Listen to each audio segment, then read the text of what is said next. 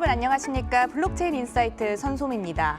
네, 블록체인에 관심 있는 분들이라면 이번 한 주 참 바쁘셨을 것 같습니다. 비트코인과 알트코인들의 급등세로 암호화폐 시장이 후끈 달아올랐고요. 또 블록체인 세미나 디코노미가 열리면서 세간의 이목이 집중된 한 주였습니다. 오늘도 블록체인 인사이트 통해서 블록체인에 관련한 알짜 정보들 모두 챙겨가시기 바랍니다. 자, 블록체인 인사이트 오늘의 라인업 공개해 드릴게요. 먼저 코인 생존 토크 실무자 회의에서는 코인 시장 최전방 전문가들과 함께 시장의 핫 이슈를 살펴보고 보다 더 심층적으로 파헤쳐보는 시간 갖겠습니다. 그리고 한 주간의 암호화폐 흐름과 또 정확한 데이터를 기반으로 여러분의 투자 방향에 도움을 드릴 새 코너가 준비되어 있는데요. 주간 코인 동향 신디케이터 김기석 매니저와 함께해 보도록 할게요. 그리고 이어지는 프론티어 인터뷰에서는 젠서의 이일이 대표 모시고 이야기 나눠보겠습니다. 자, 그럼 블록체인의 모든 것을 담아낸 블록체인 인사이트 오늘의 첫 번째 코너 코인 생존 토크 실무자 회의부터 시작합니다.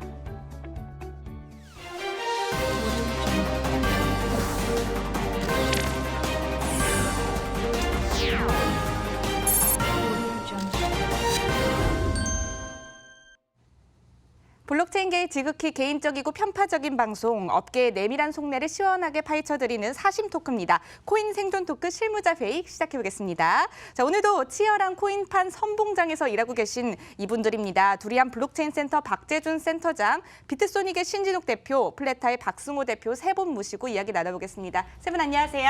네, 안녕하세요. 안녕하세요. 반갑습니다. 자, 그럼 오늘 실무자 회의 주간 회의로 어떤 안건들이 올라와 있는지 확인해 보도록 하겠습니다. 네, 비트코인의 가격이 급등하면서 시장 전문가들은 대규모 매수세에 이은 트렌딩 봇의 매입 또는 주요국의 양적 완화 정책 혹은 내재 가치 상승에 따른 반등이라는 분석을 내놓았습니다. 검찰이 블록체인 협회와 국내 거래소의 암호화폐 주소 조회 시스템 개발을 협조 요청했습니다. 암호화폐 범죄 근절을 목적으로 구체적 내용을 미공개인 상태에서 엇갈린 업계의 반응과 향방이 주목됩니다. SEC 가이드라인이 어떤 경우에 암호화폐가 증권에 해당하는지 제시했습니다. 법률적 불확실성이 일부 해소 가능하고 또 법적 구속력이 부재하다는 이야기가 거론됐습니다. 부테린과 루비니가 암호화폐를 두고 설전을 벌였습니다. 암호화폐의 본질적인 가치와 지속 가능성이란 주제로 경론이 펼쳐졌습니다.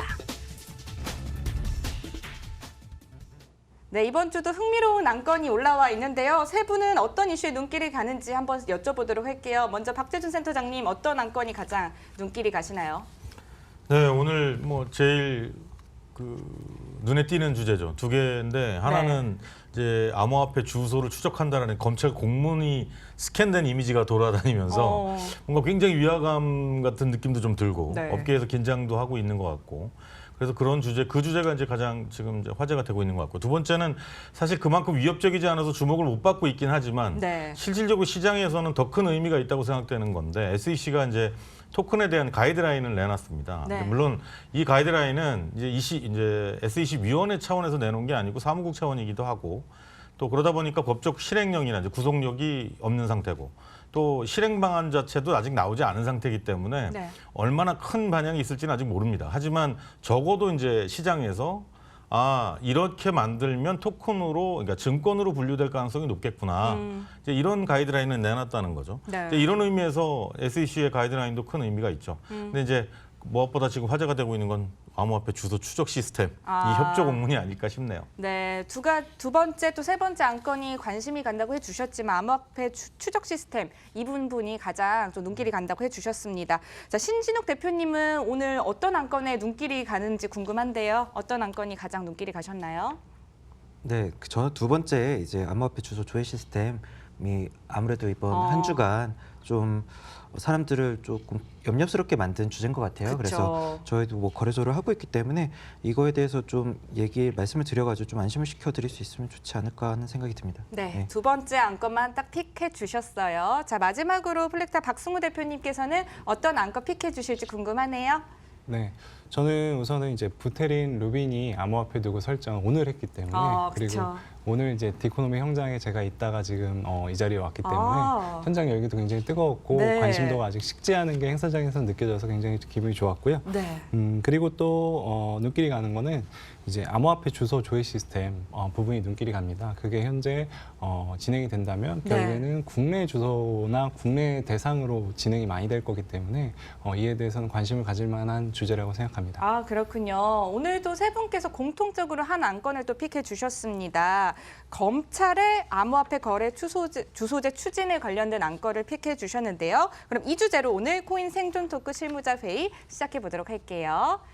네, 오늘의 주제 검찰 암호화폐 거래 주소제 추진, 암호화폐 제도권 진입 기대해도 될까 이 주제가 픽됐습니다. 네, 이야기를 이제 나눠보도록 할게요. 네, 검찰이 개발하겠다고 밝혔죠. 암호화폐 주소 조회 시스템. 과연 이 정체가 무엇인지 먼저 조금 정의를 해보고 넘어가야 될 것 같은데 이 점에 대해서는 신진욱 대표님께서 좀 간략하게 설명해 주시면 좋을 것 같아요. 저희는 해당 공문을 직접 수취한 상태가 아니라서 뭐 확실히 뭐 말씀드릴 수는 없지만 지금 공개되어 있는 정보를 가지고 이제 상황을 해보면은 네. 기존에는 저희도 이제 경찰을 통해서 협조 공문들이 이제 오는 경우가 있어요. 그런데 이제 다 그런 건 아니지만 특정 케이스에 보면 아무래도 공문이다 보니까 온 공문에 네. 이제 특정 주소를 이제 조회해달라라는 이제 요청이 있어요. 네. 그 내용에 근데 그 도장을 찍어서 오다 보니까 그걸 다 일일이 스캔을 해서 다시 와요. 그러면 이제 저희가 그 긴 암호화폐 주소를 다시 또 입력을 해야 돼요. 네. 그래서 그 과정 내에서 기간이 이제 굉장히 또 오래 걸리고 그런데 이게 비합리적이기도 하지만 근데 또 공문이기 때문에 저희가 이게 경찰에서 오는 건지 검찰에서 오는 건지 알 수 없기 때문에 네. 도장도 다 찍혀 있어야 되고 뭐 그건 당연한 거잖아요. 그래서 약간 비합리적인 부분이 있었던 건데 네. 이런 편의를 위해서 아무래도 이런 시스템이 필요하고 만들 필요가 있는 게 아닌가 하는 생각이 듭니다. 네. 근데 이런 것들을 결국에 이제 만들려면 단순 이 주소가 어떤 암호화폐 거래소의 주소인지 확인을 하려면 결국에는 이제 중앙 시스템이 있고 네. 그 중앙 시스템을 통해서 결국에 만약에 20개의 거래소가 연동이 됐다 그러면은 20개의 거래소에 다 일일이 물어보는 방법을 가질 수밖에 없을 거예요. 근데 그 과정 내에서 아무래도 그 거래소는 그 서버를 아무래도 그 본업이 아니다 보니까 서버 운영이 좀 어려울 수도 있고 그래서 운영이 이제 잘 되게 만드는 방법도 이제 중요하고 강제성이 있는지 없는지는 모르겠지만 아무래도 강제성이 없다면 이걸 계속 운영하기가 어려워서 한 편의를 위해서 좀 하는 게 아닐까 하는 생각이 들고요. 네. 또 하나 더 해서 주소를 조회하려면 결국에 그 주소가 어떤 코인인지 심볼명을 같이 실어서 아마 그 물어볼 텐데 네. 심볼명이 거래소마다 사실 다 다를 수가 있거든요. 네. 그래서 대부분의 경우엔 같지만 어느 경우에는 이제 동일한 심볼명을 갖고 있지만 아예 다른 코인인 경우가 있어서 그런 부분도 거래소별로 이제 사실 통일이 안 돼 있어서 네. 주소를 단순히 조회한다고 해서는 안 되고 그런 것도 이제 통합하는 과정도 이제 또 필요하거든요. 그래서 그런 것들이 이제 앞으로 어떻게 해나갈지 네. 그런 부분들은 좀 궁금한 상태입니다. 예. 그렇군요. 앞으로 또 염려되는 상황까지 함께 언급을 해주셨는데요. 이 검찰이 개발하겠다고 밝혔던 이 암호화폐 주소 조회 시스템 과연 그 취지는 무엇이고 또 무엇을 위해 이걸 도입하겠다고 한 건지 이 배경이 조금 궁금해요. 박재준 센터장님께서 좀 정리를 해주셔도 좋을 것 같아요. 이제 지금 이 암호화폐 주소 추적 시스템이라는 네. 게 이제 기존에 보면 미국의 이제 인색 시큐리티라는 회사에서 만든 이제 비트코인 주소의 하나 이제 솔루션이긴 했지만, 네. 그러니까 이제 주소를 추적해서 이 주소가 어느 거래소이고 뭐 어떤 나라의 어느 거래소이고 어떤 사람 또는 어떤 집단에서 사용하고 있다라는 걸 밝혀내는 찾아내는 시스템을 개발해서 뉴스에 나기도 했었어요. 네. 근데 이제 이런 부분들이 과연 지금 나온 공문이 어디까지 요구할 것인지에 대한 건 사실 아까 설명 잠깐 해주신 것처럼 명확하지가 않아요. 그러니까 단순히 이 주소에 대해서 어느 거래소인지만 알면 되는 상황인 건지 네. 아니면 그거에서 더 나아가서 추가적인 정보가 계속 필요한 것인지가 아직 불명확한 상태이긴 해요. 근데 이제 이 시스템 자체가 시장에 의미 있다고 보는 한 가지는 이런 겁니다. 이제 이런 부분들이 명확하게 이제 나오지 않은 상태에서 다시 네. 말하면 쉽게 너무나 이제 소위 말해서 스캠이라고 부르는 이제 사건 사고들이 너무 쉽게 일어나고 있는데 이런 부분들을 최소한 네. 좀 이제 쉽게는 못하게끔 하는 방안 이제 이런 거에 어떤 시작이 아닐까 싶어요. 이제 왜냐하면 이 법이라는 게 원래 이제 벌금이 세거나 형이 크게 작용했을 때 또 적발의 위험이 굉장히 쉬울 때, 그러니까 적발의 네. 위험이 클 때 이럴 때 이제 법에 의해서 규제가 만들어지고 그거에 대한 범죄가 줄어드는 건데 네. 어쨌든 이런 상황들이 아까 이제 설명 잠깐 해주셨지만 시스템에 의해서 굉장히 빠르게 일차적인 조사가 끝날 수 있는 상황이라 그러면 네. 업체들도 또 나쁜 의도를 가진 사용자나 이제 사업자들도 좀 더 조심하게 되겠죠. 뭐 못하게 되는 상황이고. 네. 그러니까 이런 기본적인 문제들을 해결하는 것인데 네. 이제 여기서 한 발 더 나가면 그럼 이제 과연 이 어느 거래소인지만 중요한 거냐? 실제로 그렇지 않을 수도 있다는 거죠. 네. 왜냐하면 어느 주소인지가 중요한 게 아니라 그 주소에 문제가 어떤 문제가 발생했다고 하면 네. 그 발생한 걸 알려면 개인정보하고 반드시 연결이 돼야 돼요. 그 연결이 되지 않은 상태에서 문제가 있는지 없는지 또 얼만큼 어느 단계에서 경고가 뜨고 그 경고에 대해서 이제 영장을 발부받아서 세부적인 조사를 들어갈지가 시간이 네. 너무 많이 걸린다는 거죠. 그럼 결과적으로는 지금 단계에서 어느 단계까지 정보를 오픈하고 개인정보보호법에도 저촉되지 않으면서 수사의 편의는 더하고 이제 사기나 사건 사고를 예방할 수 있을 것이냐.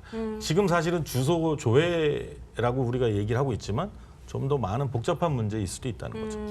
범죄를 방지할 수는 있겠지만 사실 많은 문제들이 앞으로도 해결이 돼야 할 것 같다라고 얘기를 해주신 것 같아요. 자, 그런데 또 실사용자분들도 참 궁금하실 것 같아요. 만약에 이 조회 시스템이 개발이 되어서 도입이 된다면 실사용자들은 어떤 게 좋고 또 어떤 불편을 겪게 되는지도 참 궁금한데요. 이 점에 대해서는 박승호 대표님께서 얘기해 주셔도 좋을 것 같아요. 아, 네.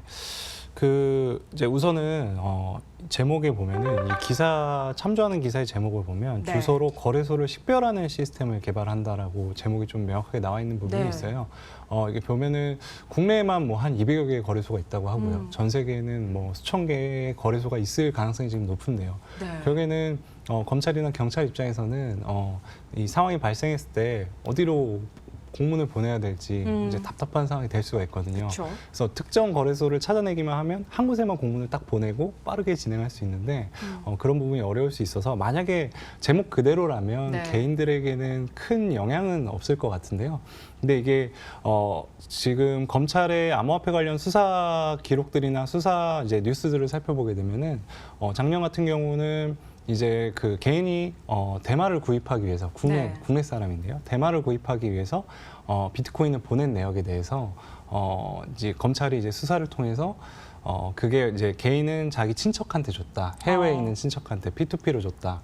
라고 하지만은 이게 거래소 주소라는 걸 찾아내서 이게 특정 대가성으로 거래소를 통해서 이제 나간 거다라는 걸 이제 밝혀내서 대마를 이제 구입했다라고 밝혀낸 사례가 있습니다. 네. 그런 것처럼 지금 검찰이 이 시스템을 통해서 어느 정도까지의 정보 체계를 들여다보려고 하는지 이제 그 부분이 결정이나 그 수준에 따라서 개인들에게 미칠 영향성은 많이 있을 수도 있다고 생각하고요. 네. 이 시스템 자체가 우선 지금 자체에 여러분들 진행하거나 뭐 거래소를 사용하는 데 있어서 불편성을 야기할 것 같지는 않습니다. 그렇군요. 근데 이제 지금 좀 전에 말씀드렸던 것처럼 그러니까 개인이 지금에는 불편이 없을 수도 있는데 생각해보면 예를 들어서 이런 거죠. 그러니까 개인이 국내 거래소 2곳의 거래소 지갑을 가지고 있어요. 네. 그리고 해외에 있는 거래소들 한 5개의 주소를 갖고 있단 말이죠.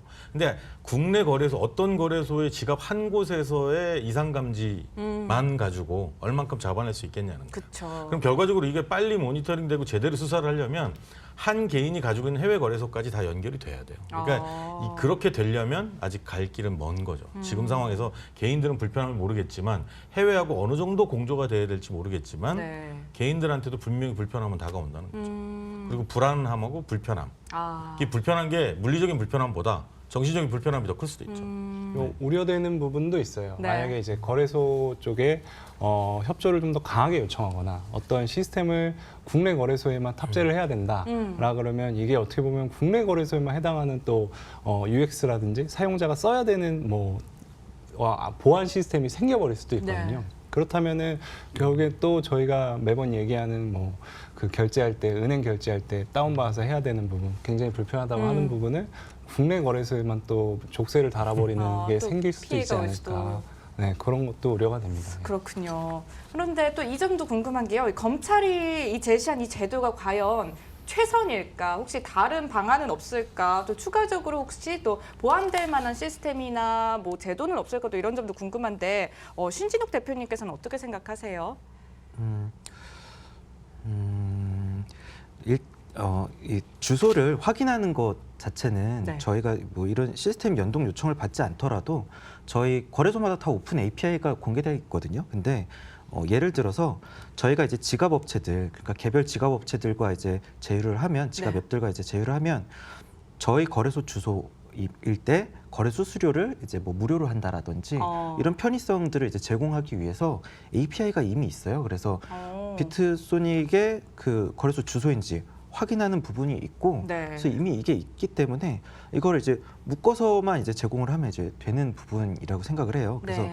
다른 거래소에는 있는 경우도 있고 없는 경우도 있지만 있다면 그냥 만들면 되는 부분인 것 같아요. 네. 특정 거래소에 이 거래소 주소를 던졌을 때 우리 거다 아니다 정도 뭐 이분법으로 이제 보내주면 되는 거기 때문에 어렵지 않고, 네. 그리고 이거보다 조금 더 나으려면은 지금 거래소 내에 코인들이 어떻게 들어가고 나가는지, 핫월렛과 콜드월렛이 어떻게 관리되고 있는지, 또는 상장했을 때 어떻게 돈이 들어오고 나가는지를 이제 분석하는 이제 네. 코인 프로젝트들이 있어요. 그럼 그 프로젝트는 이미 거래소들의 주소를 이미 다 알고 있고, 그래서 차라리 이제 뭐 라이즈 같은 코인 이제 그런 경우에는 라이즈 토큰을 통해서 그런 정보들을 이제 취득할 수 있기 때문에 뭐 라이즈에 만약에 갭이 있다면 네. 거기가 이미 본인들의 이득을 위해서 더 잘 만들 수 있을 것 같다는 생각도 들거든요. 네. 뭐 이건 제 그냥 추측이지만 네.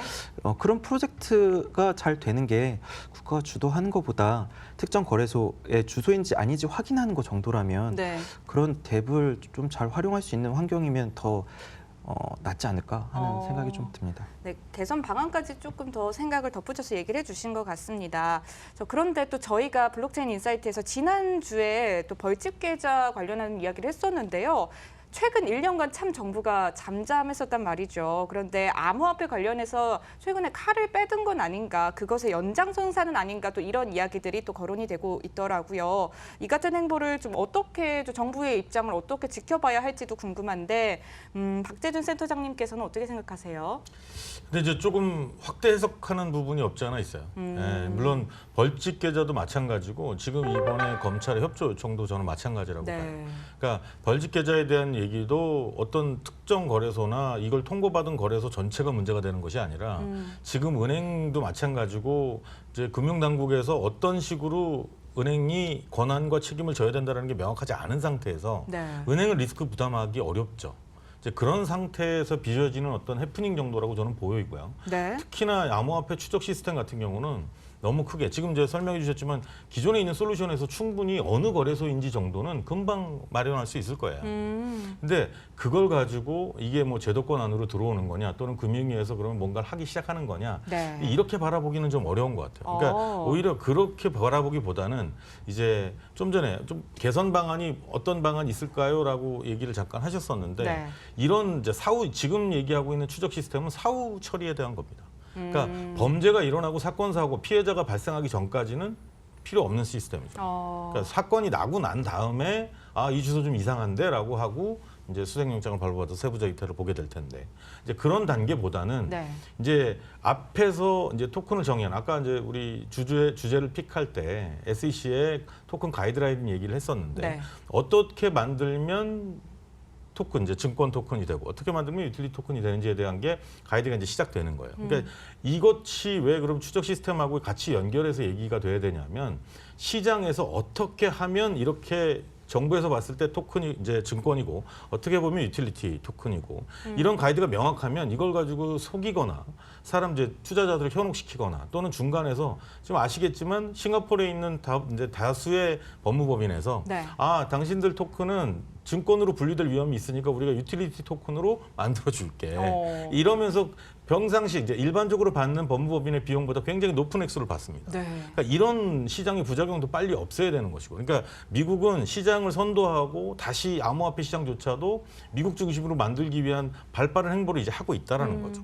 그러니까 스위스가 중립적인 위치를 취하고 있다면 미국은 굉장히 선제적으로 가고 있다고 봅니다. 네. 근데 지금은 추적 시스템이 제도권 안으로 들이느냐에 대한 문제가 아니고 네. 그거하고 맞춰서 시장의 방향을 제시할 수 있는 것들도 정부에서 하나씩 나와야 되지 않겠느냐. 오히려 그런 식의 논의를 하는 것이 바람직하다는 거죠.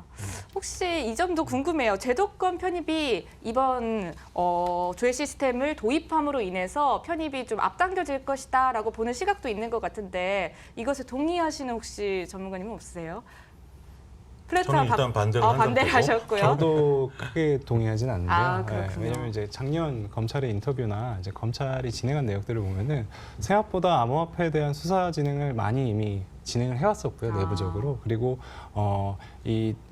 주소라든지 암호화폐 거래에 대한 데이터에 대해서 DB화를 하고 이거에 대해서 이제 비주얼라이제이션을 내부적으로도 검찰 내부에서 해야겠다라고 인터뷰를 한 자료도 있습니다. 네. 그래서 검찰은 지금 암호화폐가 범죄에 쓰이는 부분에 대해서 검찰 본연의 책임을 다하기 위해서 발빠르게 대응을 하고 움직인다고 저는 좀 생각이 들고요. 그거에 대비해서 다른 부처나 부서간은 좀 진행이 더디다라는 생각입니다. 저는. 그렇군요. 신진욱 대표님 입장은 어떤지도 궁금한데요. 어떻게 생각하세요? 네. 어차피 주소를 알면 어차피 네. 거래소에 개인 주소에 암호화폐가 들어오면 어차피 거래소 내부에서는 핫월렛으로 옮겨야 되기 때문에 사실은 조금만 추적을 하면 그게 어떤 거래소인지 다 알 수가 있어요. 그래서 그런 걸 이제 분석하는 이제 프로젝트가 있는 거고, 그래서 네.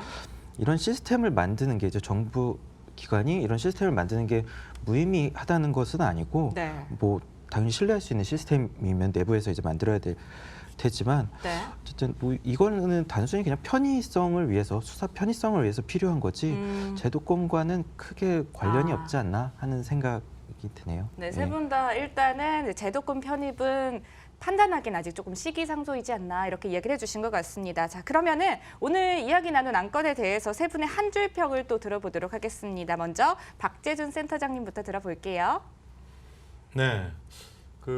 일단 암호화폐 추적 시스템이라는 이 협조 공문은 이 사후 처리에 대한, 그러니까 암호화폐로 빚어지는 여러 가지 사건 사고에 대한 사후 처리에 대한 방법을 하나씩 만들어가기 시작하는 단계라고 보여집니다. 그럼 이에 못지않게 이와 함께 발맞춰서 시장의 어떤 방향을 제시할 수 있는 그런 방법도 하나씩 찾아줘야 되지 않을까, 그렇게 생각이 됩니다. 네. 또 이어서 신진욱 대표님의 한 줄 평도 들어보도록 하겠습니다. 어떻게 생각하세요? 네. 오늘 계속 말씀드린 건 이제 일반적인 내용, 뭐 편의를 위한 내용이다라는 이제 말씀을 드린 것 같고요. 그냥 주소 확인 정도 수준이라면 거래소 입장에서도 어렵지 않을 것으로 예상됩니다. 네. 마지막으로 이제 박승욱 대표님의 한 줄 평도 들어보도록 하겠습니다. 부탁드려요. 네, 검찰은 이제 하나하나라도 지금 실질적인 걸 하기 위해서 발빠르게 진행을 하고 있다고 생각합니다. 그래서 검찰 말고 다른 곳도 이 발을 좀 맞추어서 빠르게 더 암호화폐 산업이나 시장에 대해서 대응해 줬으면 좋겠습니다. 네, 암호화폐를 둘러싼 이제 불투명한 상황이 계속해서 반복이 되는데요. 이렇다면 시장 참여자들이 불안한 마음을 갖는 건 어떻게 보면 당연한 일이지 않을까 싶습니다. 지금의 혼란이 건강한 시장으로 향해 가는 발판이 될 수 있길 바랍니다. 자, 지금까지 두리안 블록체인 센터 박재준 센터장, 그리고 비트소닉의 신진욱 대표, 플레타의 박승호 대표 세 분과 함께 이야기 나눠봤습니다. 다음 주에 더 재밌는 주제로 찾아뵙도록 하겠습니다. 세 분 감사합니다.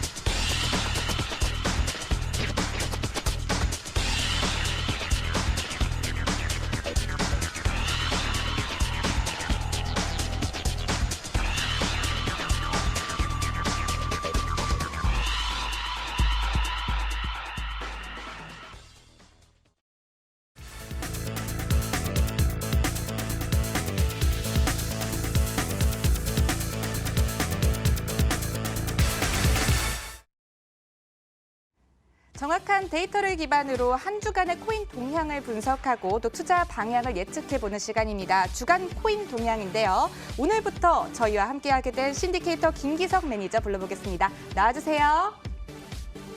안녕하세요. 집단지성과 인공지능의 만남, 하이브리드 인텔리전스 신디케이터의 김기석입니다. 신디케이터는 여러분들에게 다양한 투자 지표를 제공해드리고 있는데요. 신디케이터와 함께 주간 코인 동향을 통해서 여러분들도 투자에 많은 도움 받으시기 바랍니다. 그럼 먼저 지난주 있었던 비트코인 동향부터 살펴보도록 하겠습니다. 비트코인은 지난주 2%가 넘는 상승을 보여주었고 심리적 방어선인 4,000달러를 유지한 모습을 보여주었습니다. 지난 3월 25일 약 3,900달러에서 시작했던 비트코인 가격은 3월 30일 4,300달러까지 도달했다가 4,000달러를 지지받고 3,150달러로 마감을 하였는데요. 이러한 비트코인 가격 상승세는 계속해서 지속 중이고 알트코인 역시 잘 따라오고 있는 모습입니다. 다음으로 비트코인 점유율과 시가총액 변화에 대해서 보시도록 하겠습니다. 비트코인 점유율 같은 경우는 약 50% 정도에 도달하였습니다. 이 비트코인 점유율 50%에 도달한 것은 작년 8월 이후에 한 번도 도달하지 못했던 수준이었고요. 더불어서 시가총액 같은 경우는 1,440달러에 도달하게 되었는데요. 전주보다 60억 달러 이상 더 상승한 모습입니다. 이렇듯이 비트코인 점유율이 하락했음에도 불구하고 시가총액이 상승했다는 것은 비트코인의 가격 상승도 있었지만은 다른 알트코인들의 약진이 두드러졌다는 것을 보여주고 있습니다. 다음으로 시총 상위 탑 10 분석을 해보도록 하겠습니다. 먼저 1위부터 5위를 보시겠습니다. 1위부터 5위까지 있는 이 프로젝트들은 모두 상승장으로 지난주 마감을 했었는데요. 그중에서 특히나 눈에 띄는 것은 이오스입니다. 이오스 같은 경우 지난주에 약 14%의 주간 수익률을 보여주었었는데요. 지난주에 4달러에 도달한 이래로 지금도 꾸준하게 상승세를 보여주고 있습니다. 재밌는 부분은 이오스 같은 경우 빗썸에서 약 140억 원어치 해킹 소식이 있었음에도 불구하고 꾸준한 상승세를 보여주고 있다는 것입니다. 다음으로 6위부터 10위까지의 프로젝트를 보시도록 하겠습니다. 6위부터 10위까지의 프로젝트 중에서 가장 눈에 띄는 것은 카르다노입니다. 약 15% 정도의 상승률을 보여주었는데요. 이 카르다노 같은 경우는 메인넷 업데이트의 이후로 꾸준하게 긍정적인 신호를 보내주고 있습니다. 다음으로 시가총액 100위에 있는 프로젝트 중에서 상승률 탑 5를 보시도록 하겠습니다. 네, 이 프로젝트들은 지난주에 굉장한 상승률을 보여주었었는데요. 보시는 바와 같이 대략 50% 이상의 막대한 수익을 거두었습니다. 이 중에서 가장 눈에 띄는 프로젝트는 역시 TTC 프로토콜입니다. TTC 프로토콜 같은 경우는 지난주에 무려 173%에 달하는 막대한 수익을 보여주었었는데요. 시가총액 약 83위에 위치하고 있습니다. TTC 프로토콜 같은 경우는 지난 3월 메인넷 런칭 호재가 크게 작용한 것으로 보여지고 있습니다. 네, 다음으로는 하락률 탑 5를 보도록 하겠습니다. 네, 시총 100위 있는 프로젝트 중에서 이 프로젝트들이 하락률 탑 5에 도달했는데요. 특히나 ABBC 코인과 크립토닷컴 체인 같은 경우는 30%가 넘는 하락률을 보여주었습니다. 네, 그중에서 특히나 ABBC 코인 같은 경우는 35%가 넘는 하락률을 보여줌으로써 최악의 실적을 기록하게 되었는데요. 여기서 재미있는 부분은 3개월 전에 ABBC 코인 같은 경우 약 7센트에 거래가 됐다는 점입니다. 그러나 35%가 하락한 지금 이 시점에도 15센트, 즉 3개월 전보다 100% 이상의 수익률을 현재 내고 있다는 것입니다. 네, 지금까지 신디케이터와 함께한 주간 코인 동향이었습니다. 네, 더 자세한 내용은 신디케이터.com 또는 신디케이터 모바일 앱을 통해서 확인할 수 있으니 참고해 주시기 바라고요. 저는 다음 주에 찾아뵙도록 하겠습니다. 감사합니다.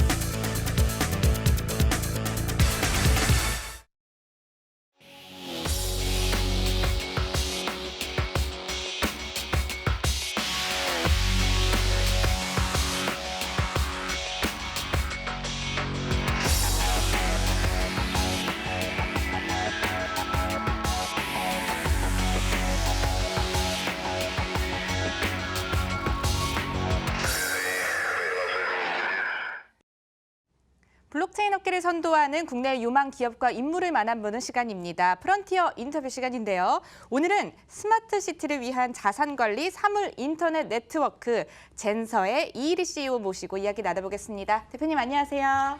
안녕하세요. 젠서의 대표를 맡고 있는 이일입니다. 네, 반갑습니다. 우리 시청자 여러분께 먼저 인사 한 말씀 부탁드려요. 안녕하세요. 저는 그 젠서의 대표를 맡고 있고요.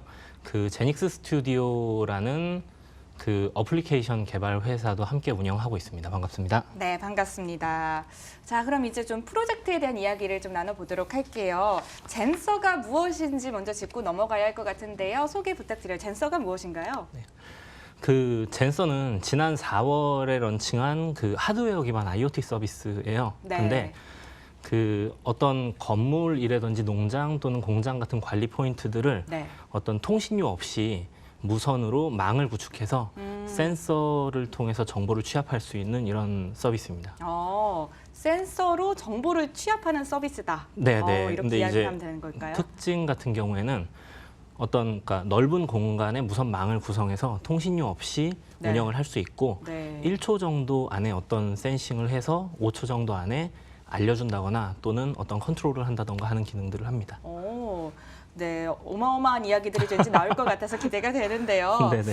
네, 이 젠서는요, 이일희 대표가 이끌고 있는 제닉스 스튜디오에서 진행 중인 프로젝트로 알고 있습니다. 네, 젠서를 제대로 알기 위해서는 제닉스 스튜디오가 과연 무엇인지 먼저 이야기를 하고 넘어갈 것 같은데요. 제닉스 스튜디오, 과연 어떠한 기업인가요?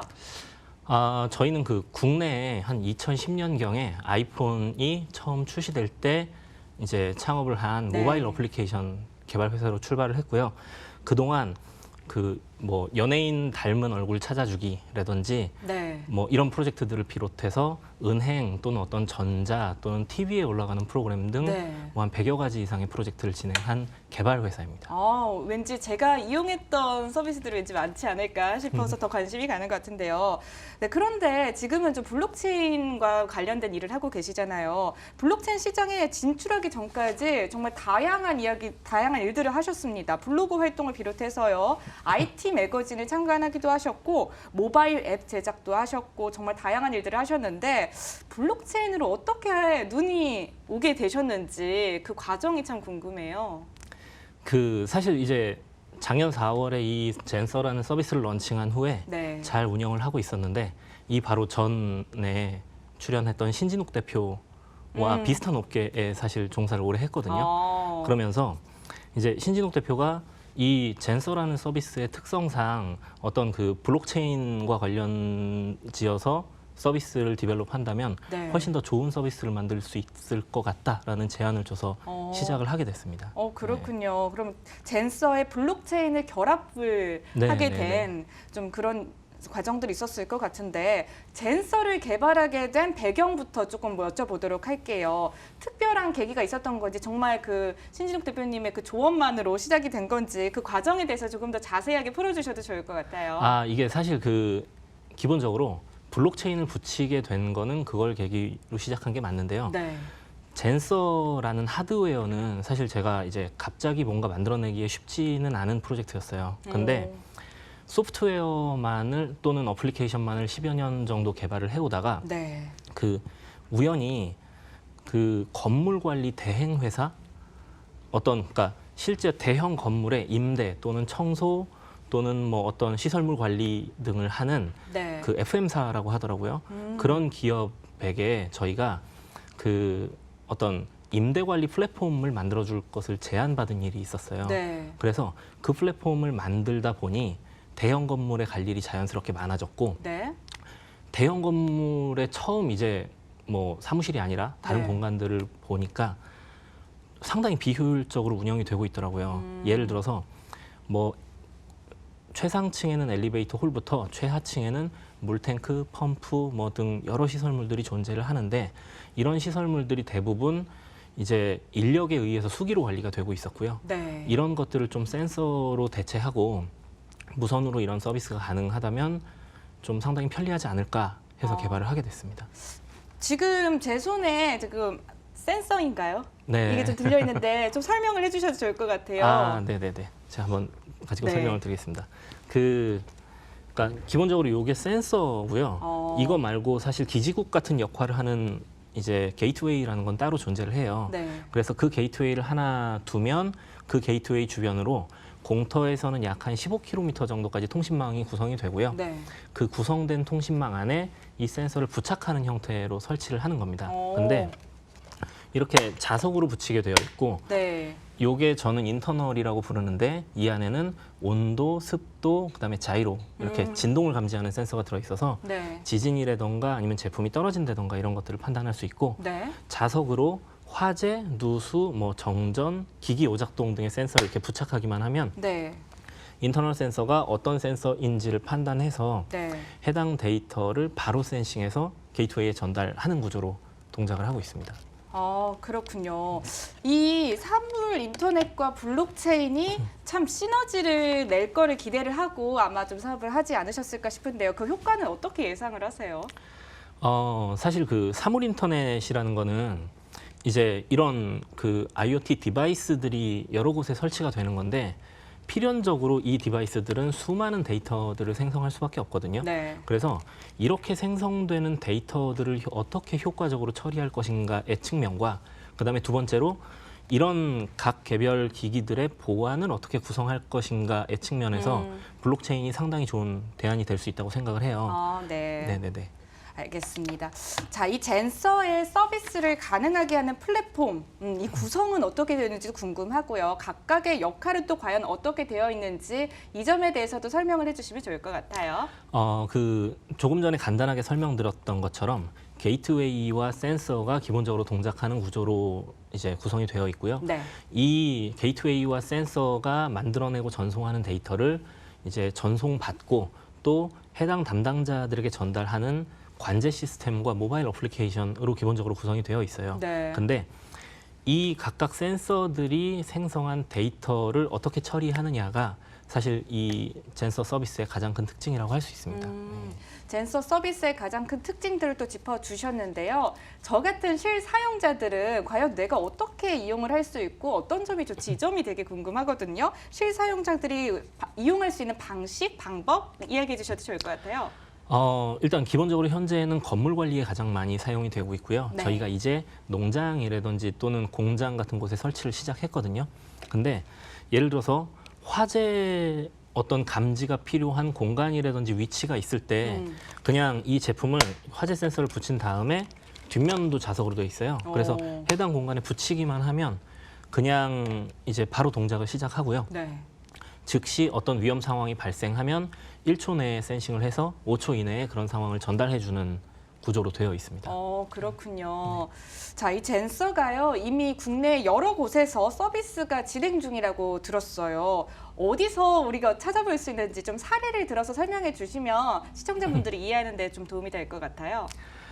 사실 이제 그 서울에서 운영되고 있는 대형 건물들에 상당히 많이 설치가 되어 있고요. 네. 그 저희가 대상으로 하는 거는 바닥 면적 약 한 뭐 1,200제곱미터 에 한 20층 정도로 하는 보통 이제 7,000평 정도라고 얘기를 하는데 이 정도를 최소로 두고 그 이상 되는 건물들에 주로 설치를 하고 있어요. 네. 그래서 그런 건물들에 들어가 보시면 뭐 이렇게 눈에 띄실 수도 있을 것 같고요. 그리고 또 이제 해외 같은 경우에는 베트남에서는 어떤 서버실 안에 화재 위험이라든지 누수 위험을 체크하는 용도로 사용되고 있고 네. 또 필리핀에서는 리조트의 어떤 조명을 컨트롤한다던가 이런 형태로 사용이 되고 있습니다. 그렇군요.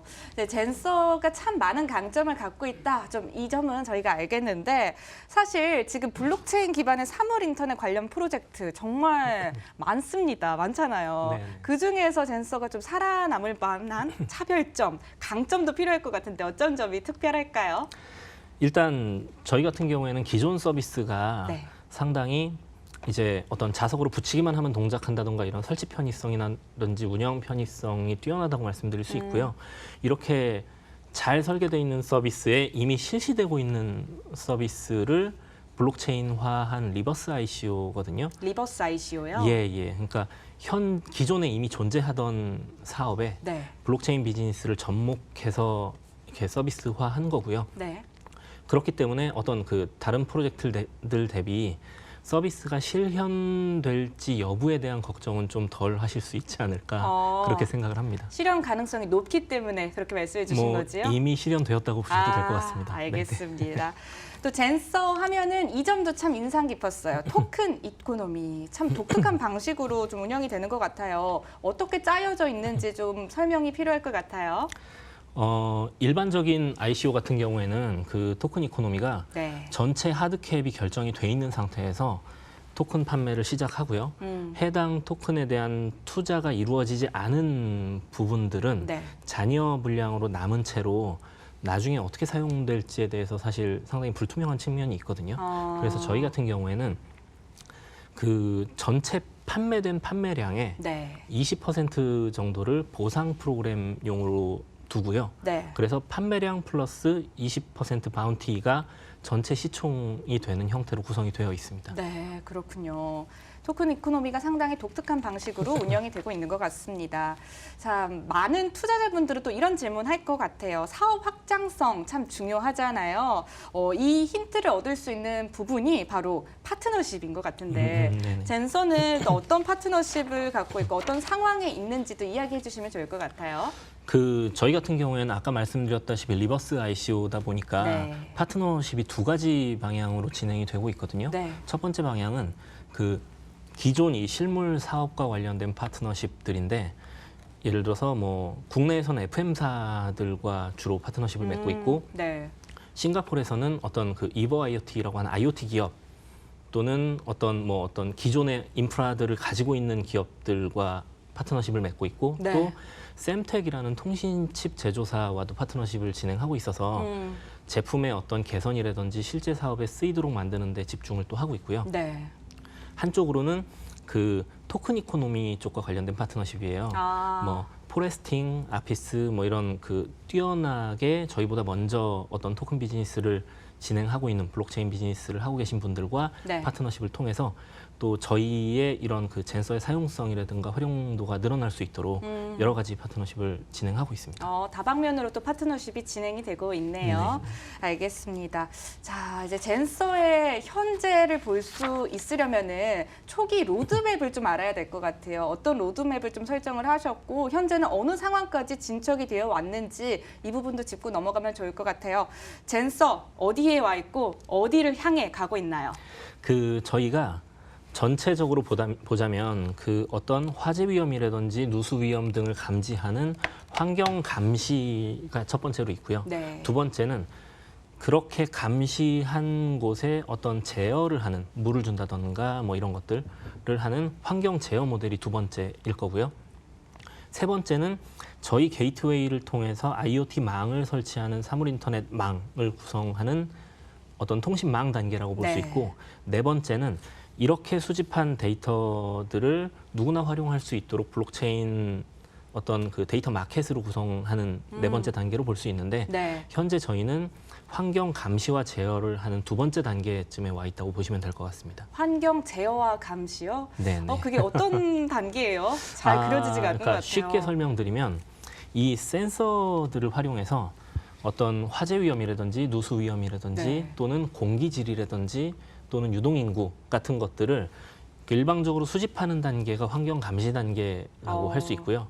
두 번째로 불이 난 장소에 센서를 통해서 물을 뿌린다던가 내지는 어떤 농장의 마른 땅에다가 물을 준다던가 이런 어떤 제어가 들어가는 단계가 환경 제어 단계라고 네. 보시면 될 것 같습니다. 요즘 딱 필요한 단계의 기술들이지 않을까 또 싶은데요. 많은 관심을 받지 않았을까 네. 싶습니다. 자, 근데 이 센서가요. B2B 모델인지 B2C 모델인지 이 점도 참 궁금해요. 이게 개인도 사용이 가능한 건가요? 현재는 저희가 B2B로 설계해서 네. 어떤 아까 말씀드렸던 인프라 중심으로 서비스가 되고 있고요. 네. 그리고 저희가 곧 출시할 두 번째 모델 같은 경우에는 B2C로도 활용될 수 있도록 약 한 6.5cm 정도 되는 디바이스 안에 이런 모든 통신 기능과 온도, 습도, 어떤 화재 감지까지 포함된 제품을 준비하고 있습니다. B2B에서 이제 B2C로 넘어가는 단계에 현재 있는 것 맞습니다. 같습니다. 네, 이제 젠서를 통해서 꿈꾸는 블록체인 생태계를 또 여쭤보고 싶습니다. 블록체인 인사이트니까 또 빼놓을 수 없는 질문이지 않을까 싶은데요. 어떤 블록체인 생태계 꿈꾸고 계세요? 사실 아까 말씀드렸던 것처럼 어떤 그 사물 인터넷 관련된 디바이스가 여러 곳에 설치가 되면 네. 필연적으로 보안 이슈와 그 수집한 데이터를 어떻게 사용할 것인지에 대한 이슈가 생길 수밖에 없거든요. 그래서 이런 곳들의 블록체인을 적절하게 활용해서 그러니까 저희가 하고 있는 환경 감시 비즈니스와 걸맞게 이제 세상을 좀 더 안전하게 만드는 뭐 이런 역할들을 좀 할 수 있을 것으로 기대하고 있습니다. 이 블록체인 기술을 통해서 세상이 조금 더 안전해질 수 있을 것이다. 이렇게 보는 네, 걸까요? 네, 알겠습니다. 자, 오늘 함께한 소감이 좀 궁금해요. 그리고 혹시라도 하지 못한 이야기들, 젠서에 관련해서 못 다 전한 이야기들 있다면 지금 들려주셔도 좋을 것 같아요. 이게 그 젠서를 방송에서 처음 소개하는 자리라서 제가 다소 이렇게 좀 뭐 부족했던 면도 있는 것 같은데 뭐 그러니까 첫 소개이기 때문에 훨씬 더 의미가 있었던 자리였던 것 같고요. 네. 앞으로도 이제 블록체인과 함께 젠서를 더욱더 좋은 서비스로 발전시킬 수 있도록 계속해서 노력해 나가도록 하겠습니다. 알겠습니다. 네, 지금까지 젠서의 이일이 대표와 함께했습니다. 오늘 나와주셔서 고맙습니다. 감사합니다. 네, 블록체인에 대한 다양하고 또 새로운 이야기들 전해드렸는데요. 오늘도 유용한 시간 되셨는지 모르겠습니다. 앞으로도 더욱 많은 이야기 여러분과 함께 해보도록 하겠습니다. 블록체인에 대한 모든 것, 블록체인에 대한 이슈, 그리고 앞으로 향보가 궁금하시다면 블록체인 인사이트 꼭 찾아와 주시기 바랍니다. 다음 주 목요일 이 시간에도 역시 블록체인 인사이트는 블록체인에 관한 알짜 정보들 모두 모아서 찾아뵙도록 하겠습니다. 그럼 여기서 인사드릴게요. 지금까지 시청해주신 여러분 고맙습니다.